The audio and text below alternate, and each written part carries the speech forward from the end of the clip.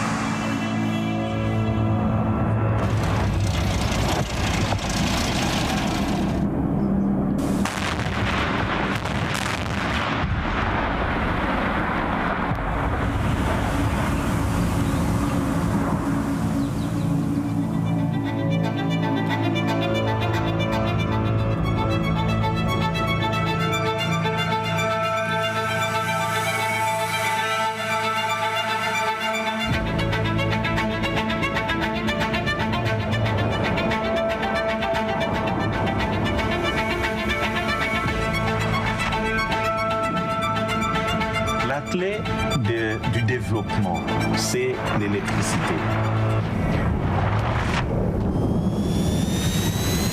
C'est magnifique. On passe de l'obscurité à la lumière et cette lumière transforme la vie des gens. Il y a à Goma plus de 2500 entreprises qui ont pu se créer grâce à l'électricité. Je suis en train de scolariser mes enfants, je suis en train de construire ma maison et je pense bien que tout ira.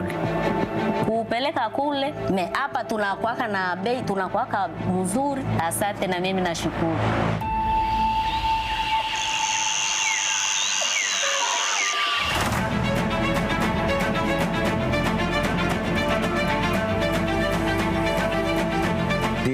C'est la clé du développement dans la province du Nord Kivu, mais pourquoi pas dans tous les Congos.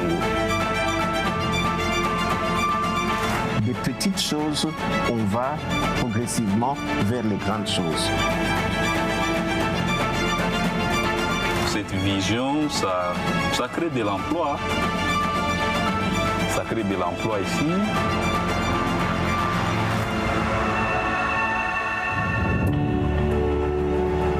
Virunga m'a donné une autre image, un autre espoir de la vie et de l'avenir. C'est ma maison, c'est dans mon sens. Effectivement, cela puisse être étendu ailleurs et je pense que c'est bien pour le pays également. Donc c'est vraiment positif.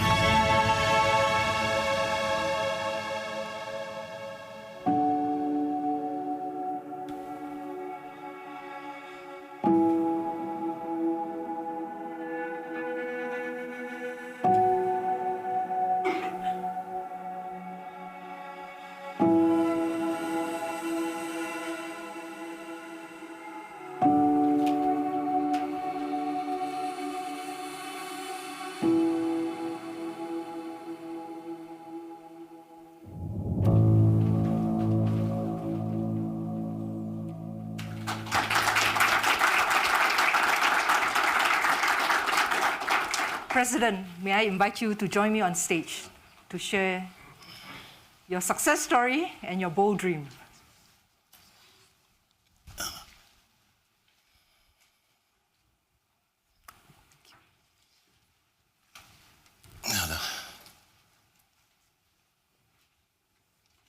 President, would you like to share with us your reflections and your dream? Monsieur le Président du Forum.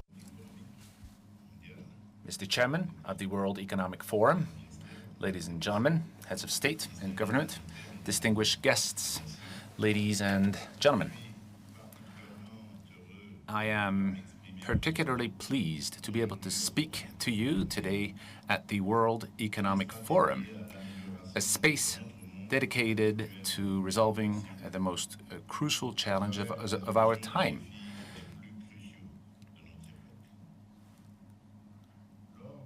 When I spoke at COP26 in Glasgow in 2021, I defended the idea that the Democratic Republic of Congo could be a solution country, a nation endowed with not only an exceptional wealth of natural resources, but also with a unique capacity to meet climate challenges through innovative and sustainable practices.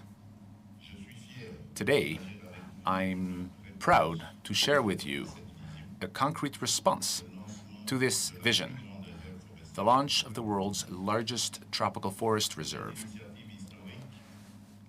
This historic, unprecedented initiative will transform not only our natural landscapes, but also the livelihoods of millions of our citizens.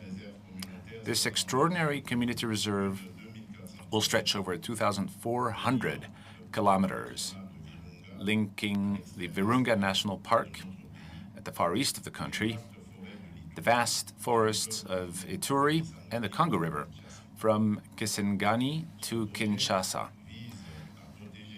This project aims to protect some of the most intact tropical forests on the planet, while preserving extraordinary biodiversity,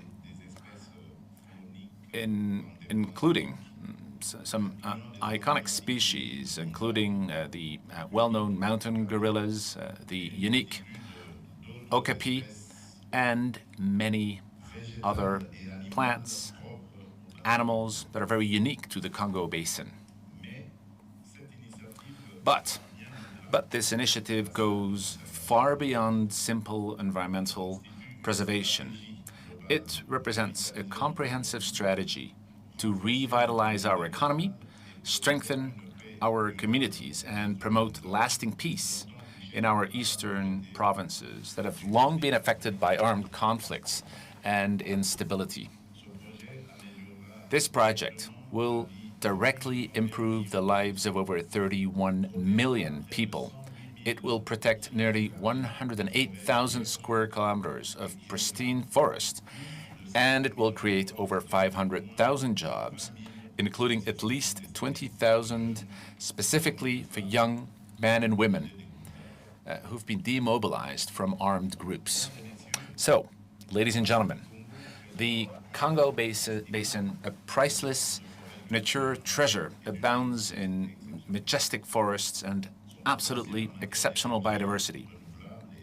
Its potential for renewable energy and sustainable development is immense, and we are firmly committed to realizing it thanks to solar, hydroelectric, and wind power technologies. We aim to significantly reduce our CO2 footprint while transforming our economic paradigm.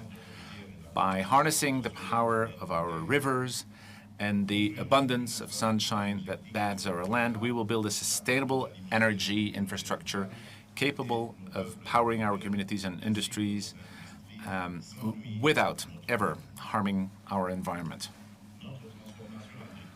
Our agricultural transformation, which is at the heart of this vision, aims to harness our fertile land to ensure food security for our people.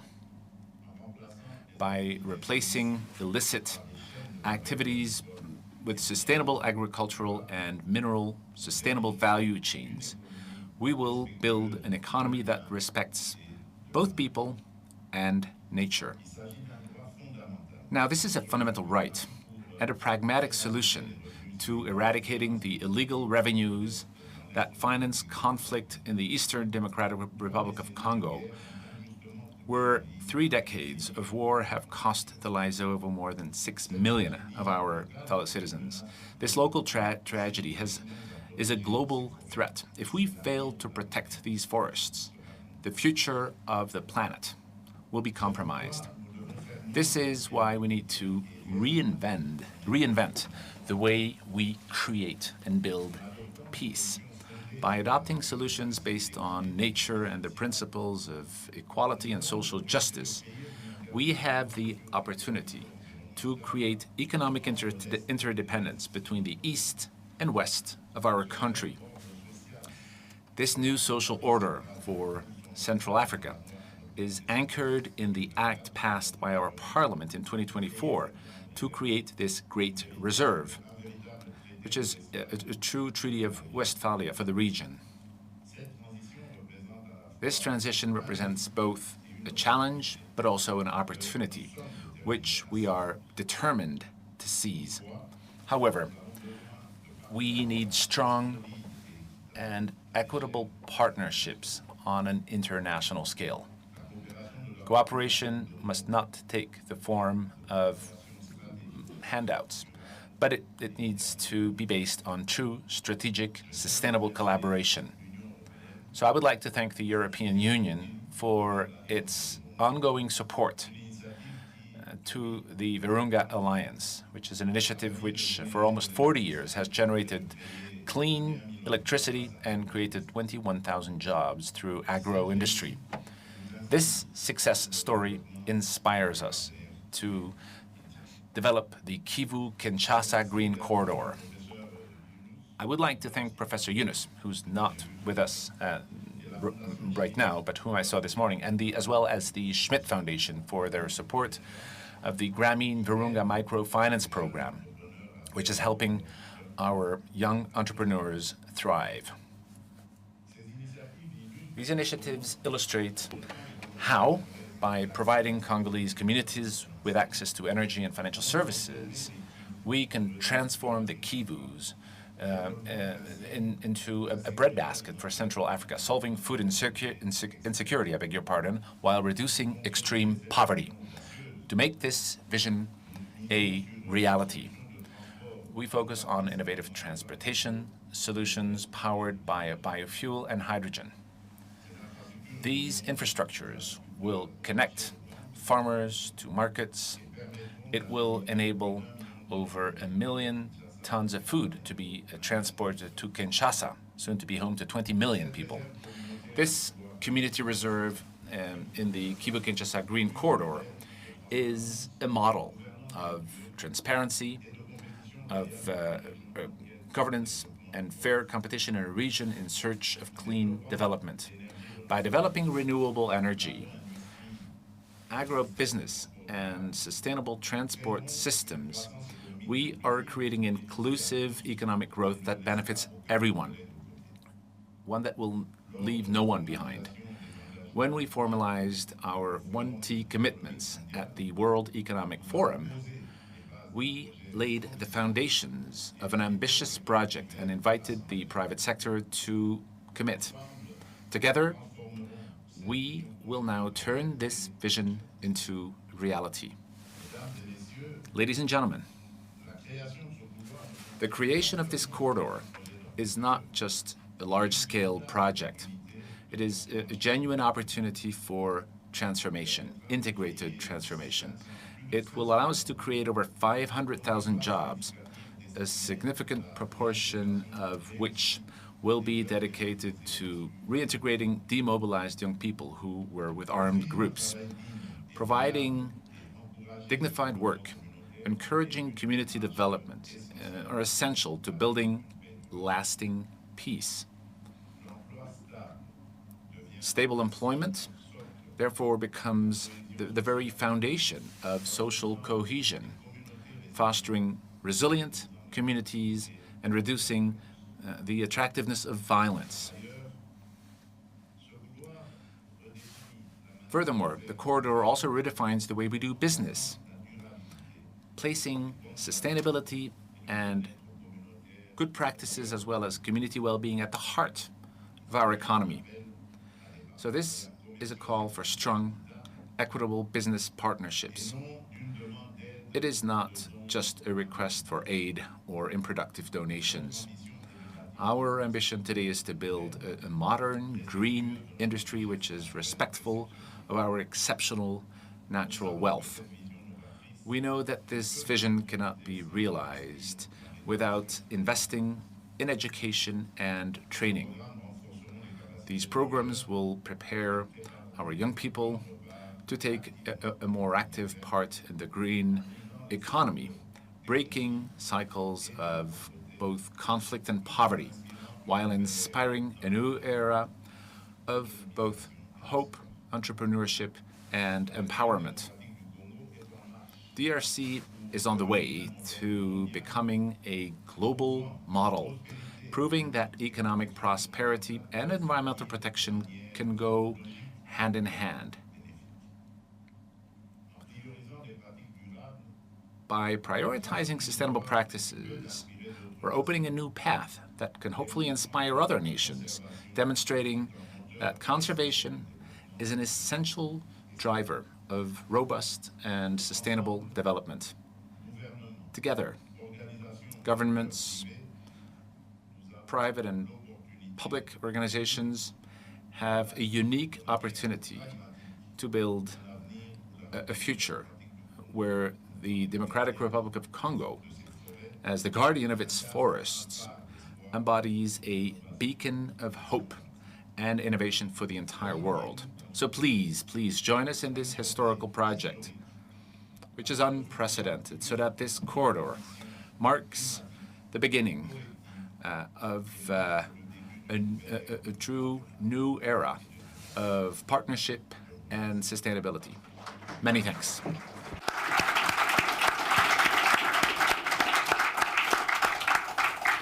Thank you, President. Yeah, you're welcome. May I now invite EU Commissioner for International Partnerships, Mr. Sikela, to join us on stage to share some remarks. Yes.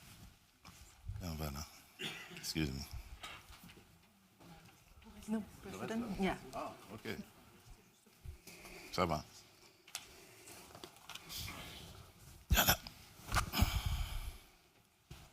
Your Majesty, Your Excellency, President Tshisekedi, Honorable Secretary Kerry, Honorable Dr. Schwab, Excellencies, ladies and gentlemen, there are hundreds of thousands and millions of reasons why it is good and why we should invest in the green corridor connecting the Kivu and Kinshasa. 100, as we celebrate this year Virunga's National Park centenary. 10,000 as the unique species populating in Congo basin, and 1/3 of which is to be found only on this place, on this planet. 1.5 million as tons of the oxygen dioxide the forest in the Congo basin is able to absorb every year. And over 100 million people living in Democratic Republic of Congo, for whom the Congo basin provides their livelihoods. For all these reasons, the launch of the Green Corridor is important For all these reasons, we embrace it as a flagship project of our global gateway development strategy that further strengthens the comprehensive European Union Democratic Republic of Congo partnership, which has at its heart the sustainable governance of natural resources and human development.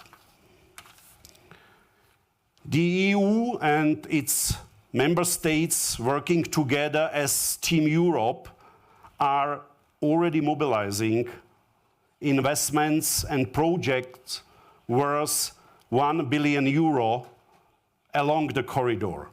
And I am happy to announce that we have decided to mobilize now, very fast, in the short term, an extra €42 million grant funding, which we are ready to double very fast, to boost sustainable agriculture value chain, to use the renewable energy and fuels, and to protect this iconic biodiversity along the Green Corridor. And we are working to scale up further commitments, including from the private sector. Excellency, Mr. President, your decision creates the largest protected tropical forest reserve on Earth, connecting the Virunga, Yangambi, and Salonga protected areas. The Green Corridor will deploy a multimodal transport system, including hydrogen-powered boats, to boost trade and food security, empower local communities, and become a powerful driver for peace and stability, creating a powerful positive link between the West and the East of your magnificent country. The Green Corridor is a unique undertaking to implement innovative solutions that simultaneously ensure the conservation of natural resources and bring economic prosperity to the region. As already mentioned, 40 years ago, the EU enthusiastically started to put its support behind Virunga Park. Today, we are rewarded with this fantastic initiative put forward by the President of the Democratic Republic of Congo, and we stand ready to double down and spearhead the Green Corridor together with our Congolese partners. In the spirit of Davos, I call all participants, and in particular the private sector representative present, to raise their commitments too. As a former banker, I was always, by my decision, asked to respond to questions. Is it legal? And is it profitable? And I was always trying to respond also the third question. Is it the right thing to do? And here we do not have doubts, because the outcomes we will not measure not only in dollars and euros, but in improving the lives of people. Thank you very much for your attention.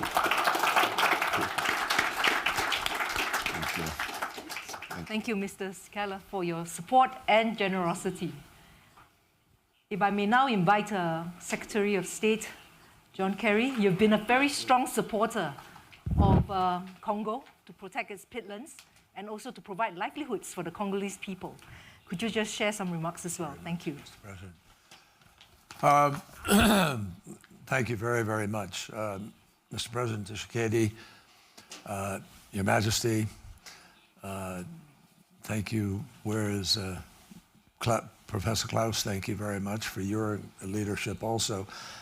I will share with all of you, excuse me, and Commissioner, excuse me, thank you for those great comments and for your participation. So I am appearing for the first time in years at the annual meeting here in Davos, not as an official speaking for my government, but as a private citizen and a private sector individual who has worked with the president and with others for many years on this notion of what could be achieved by focusing on the Congo basin. Sadly, I think all of you know this and feel it, we're behind in this great battle. And it is a great battle because the stakes could not be higher, and we see every day, somewhere in the world, the impacts of the climate crisis growing. On the other hand, on the other side of that, we have a remarkable opportunity if we will just act like the intelligent human beings who were given brains and have the ability to improvise, to be creative, to be entrepreneurs, and to make things happen. So it's up to us. The great challenge that we face is that the world is still stuck, more than it should be at this point, on the burning of fossil fuel. Now, if that fossil fuel burning can produce emissions that can be captured, we win. But we don't know yet whether that can happen at a rate that could be brought to scale and at a price that enables it to be brought to scale and therefore proceed as we have previously. That's the challenge for all of us. Dubai presented the world with a new choice, where almost 200 nations came together and issued a new mission definition after Paris and Glasgow and Sharm el-Sheikh, and now after Dubai. And that new mission was that we must, because of what it is doing, we must transition away from fossil fuel. Even fossil fuel producing countries signed on to this understanding of the new mission. And that we would do so in a way that allowed us to meet our goal of net zero 2050, that we would accelerate in this decade and do so according to the science, which means keeping the Earth's temperature increased to 1.5 degrees. Sounds great, but that's not what the world is doing. Now, many things are happening, remarkable things, and I've seen a whole world of technology that I didn't see every day as Secretary of State or as climate envoy, but things are happening, exciting things with batteries, with new cement, green cement, partly fostered by the World Economic Forum that joined in on putting together the First Movers Coalition, where countries are now moving and individual corporations moving to seize the future and to define it. That's what's happening here. I will tell you without any bashfulness or reservation, this is one of the strongest and most exciting proposals that I've been privileged to be part of in the years that I have come to the World Economic Forum. This is big. This is a huge idea. And it depends on the best of private sector, public sector cooperation, and of particularly the private sector understanding that in this kind of project, there is the ability to not only do well, but to do good.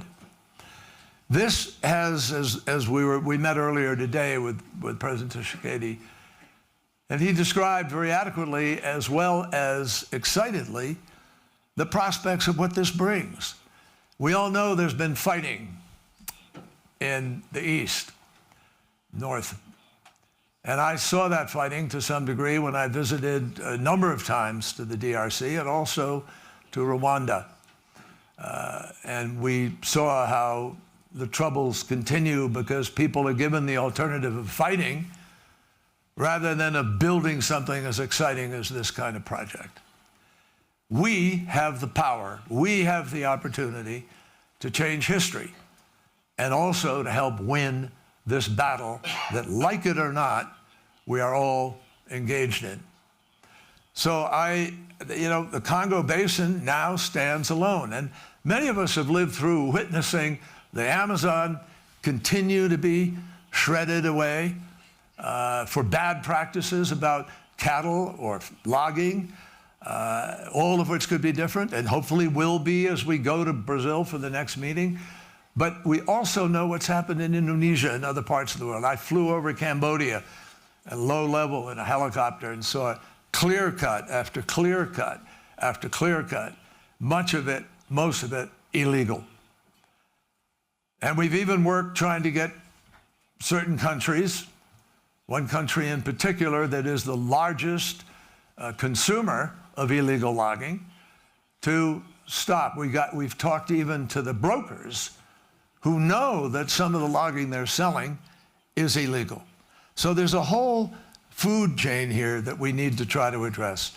So I would just say to everybody, look, the Virunga model is living proof of what can be achieved when governments and private individuals come together in order to provide funding and make the difference.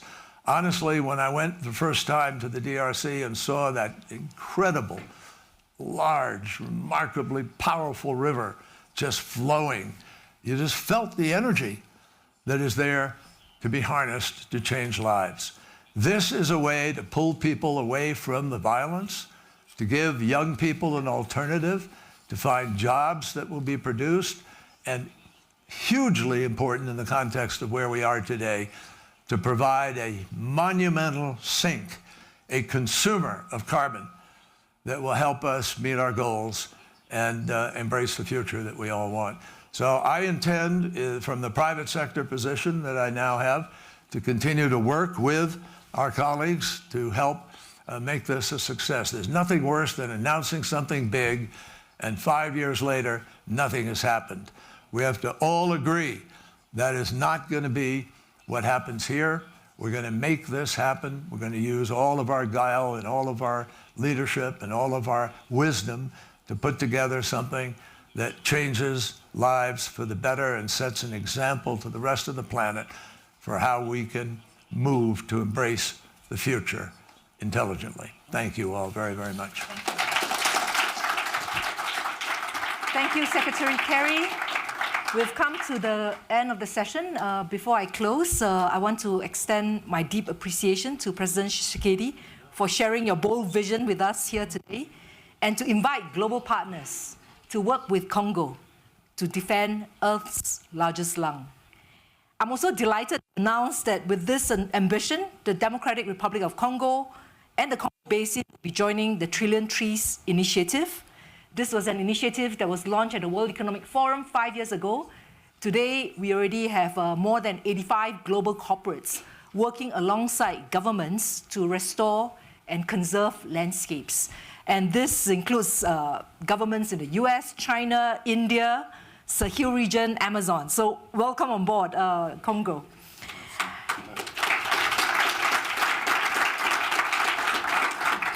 For those of you who are here today and who are watching this online, I would like to invite you to join the Congolese people, led by the President of Congo, to translate this very exciting vision into reality. And we need the support of business, of philanthropic partners, of civil society to make this a reality.